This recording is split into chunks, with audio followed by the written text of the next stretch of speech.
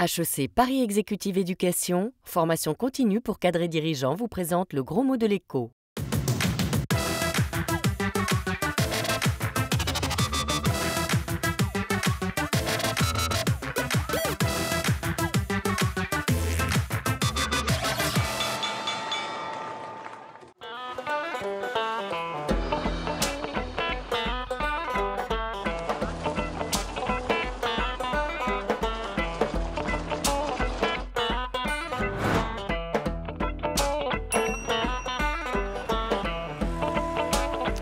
Bonjour et bienvenue dans le Gros Mot de l'écho. Nous voici à Kigali, devant un des parlements les plus féminisés au monde.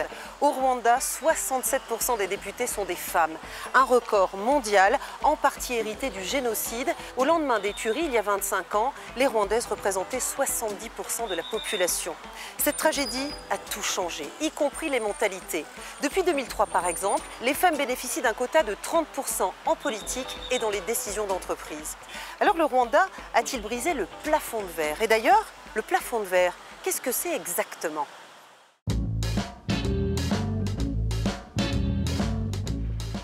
Plafond de verre? Non. Oui, j'ai déjà entendu parler de ça. Finalement, quelque chose qu'on ne peut pas dépasser. Briser le plafond de verre est en fait le terme qu'on utilise pour les femmes. Quand ils essaient de monter dans l'échelon, peut-être au travail ou dans les... qu'ils ont un plafond invisible. C'est fait finalement d'a priori, de choses archaïques. Pour briser le plafond de verre, il faut des femmes PDG et dans les conseils d'administration. C'est pas facile d'avoir une femme chef. Il y a toujours des préjugés envers des femmes. C'est à nous de les soutenir pour les permettre de pouvoir profiter de leur talent et de ces opportunités et de les saisir jusqu'au bout.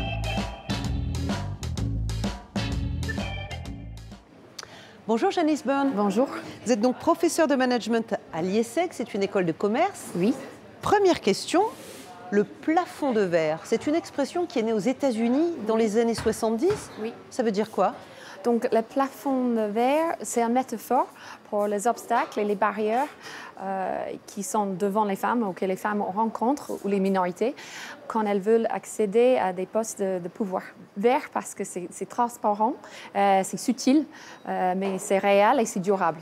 Si on donne quelques chiffres pour donner l'état des lieux, quand on parle des 500 plus grandes entreprises du monde, on a à peu près à moins de 11% des vrais postes de pouvoir qui sont tenus par des femmes. Donc, souvent, on entend parler de la notion de l'écart salarial entre hommes et femmes. Par exemple, en France, on est à peu près à 9% à poste égal. Aux États-Unis, au Canada, 18%. Corée du Sud, on est à 37%. il y a aussi le temps partiel qui est assez révélateur? Oui, donc on a 80% des travailleurs partiels en France qui sont des femmes. Par exemple, qu'est-ce qu'il y a comme mesure à prendre? Les quotas, est-ce que c'est une solution? Au début, je n'étais pas très pour les quotas, mais avec le recul depuis des années, quand on voit que ça change les choses, ça a vraiment changé les choses en France. On a plus de femmes dans les comités d'administration. Donc, le congé parental, par exemple, la maman va rester à la maison pendant un certain temps, mais après, quand on oblige que le papa aussi, il reste, là, c'est où on peut vraiment commencer à changer les choses. Donc, on parle de partage des tâches, là, on parle de mentalité. Dans un premier temps, il faut regarder dans la maison, qu'est-ce qui se passe à la maison. C'est cette notion de séparation toujours qui est ancrée dans l'esprit que sphère familiale, ça reste plutôt féminin et sphère travail, ça reste encore plutôt masculin. Et ça déborde, même dans l'entreprise. Dans les entreprises aujourd'hui, on va dire que quand on a un père, par exemple, qui veut être plus impliqué, qui veut finir plus tôt pour aller chercher ses enfants, qu'il y a plus de stigma.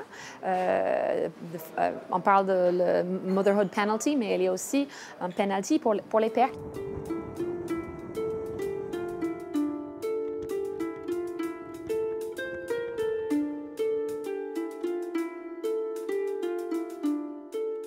Laisser aux femmes du pouvoir dans l'économie passe par le droit, mais aussi par l'évolution des mentalités.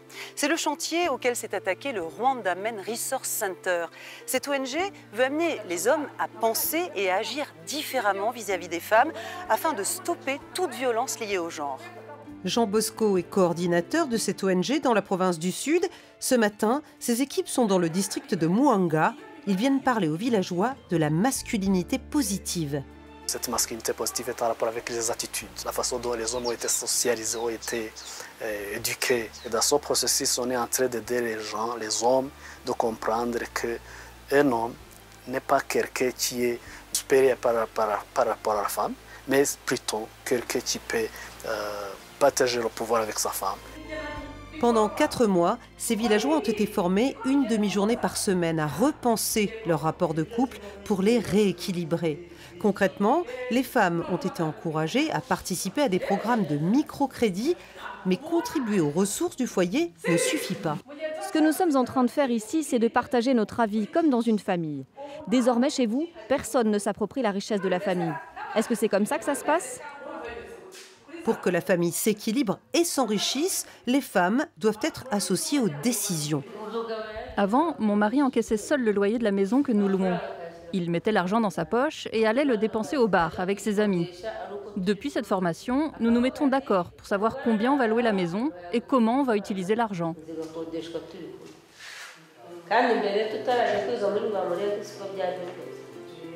Contribuer et décider ensemble de l'économie familiale, c'est un des axes majeurs du Rwanda Men Resource Center.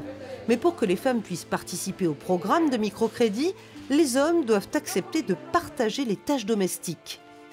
L'homme qui est resté à la maison, il va s'occuper de ses enfants, il va faire la douche pour les enfants, il va préparer à manger pour ses enfants. Mais avant la formation, ce n'était pas le cas.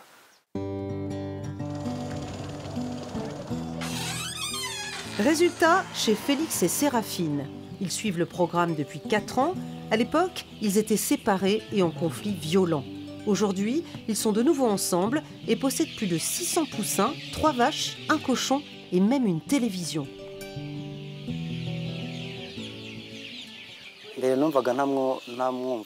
Avant, je ne la comprenais pas et je ne la respectais pas.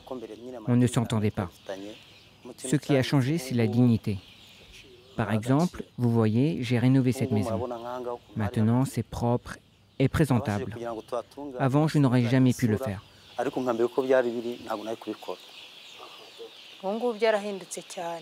Il y a eu beaucoup de changements dans la famille.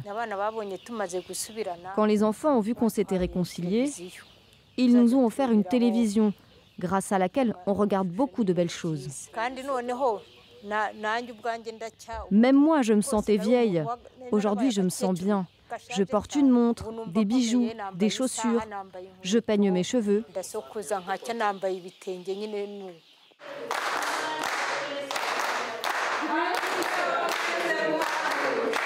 Comme Félix et Séraphine, 2700 villageois sont suivis par le Rwanda Men Resource Center dans la province du Sud. Et partout, le constat est le même. Associer les femmes aux décisions économiques améliore la situation de toute la famille. À l'autre bout du spectre, certaines femmes ont fait voler en éclats le plafond de verre.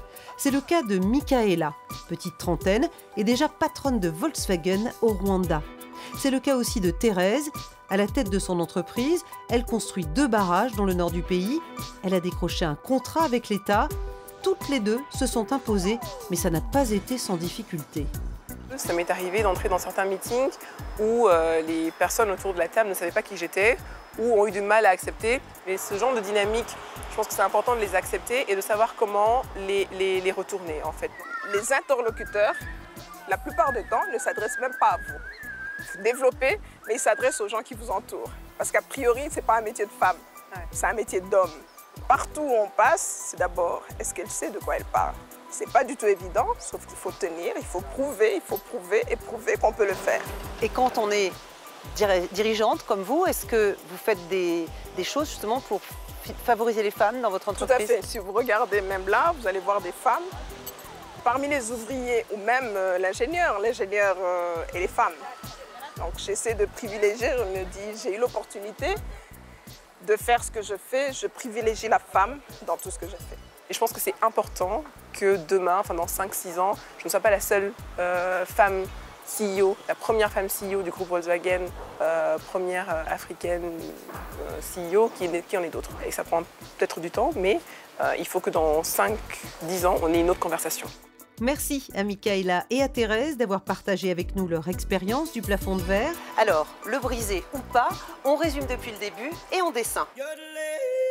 En économie, le plafond de verre, c'est ce qui empêche les femmes d'atteindre le sommet.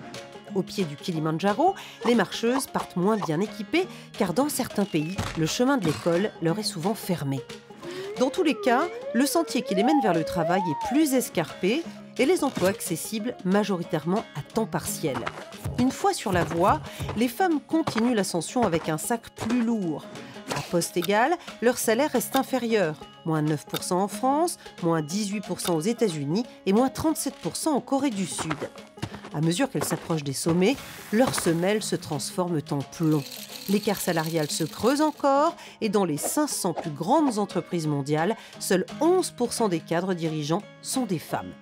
Pour aider les marcheuses à grimper, il existe toute une batterie d'instruments.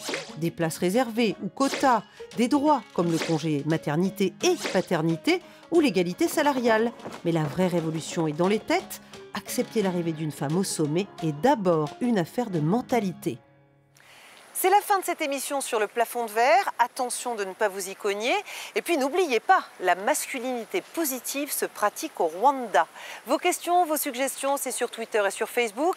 Portez-vous bien et à la semaine prochaine. HEC Paris Exécutive Éducation, formation continue pour cadres et dirigeants, vous a présenté le gros mot de l'écho.